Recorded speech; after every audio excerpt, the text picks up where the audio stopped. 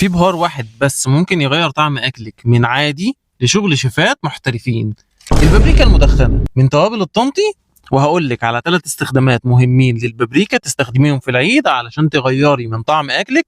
الأول، اعملي لايك وسيف للفيديو علشان هتحتاجي له بعد كده. أول حاجة هتستخدمي فيها البابريكا وهي الفراخ والكباب، هتدهنيهم بزيت وتوم وليمون. البابريكا هتطلع معاكي بلون احمر غامق وريحه مشوي حتى لو انت طبختيها في الفرن. تاني حاجه مهمه جدا للبابريكا تستخدميها وهي البطاطس مع زيت وبابريكا مدخنه في الفرن وبس هتطلع معاكي ذهبيه وطعمها كأن انت عملتيها على الفحم. قولي لي بقى، انت بتحبي الفراخ مشويه اكتر ولا في الفرن؟ قولي لنا في الكومنت. وبصي على تالت حاجه مهمه جدا وهتدهشك: لما ترش رشة بابريكا على البيض أو الفول قبل التقديم بتفرق في الشكل والطعم والريحة. تخيلي كل ده في ثانية واحدة.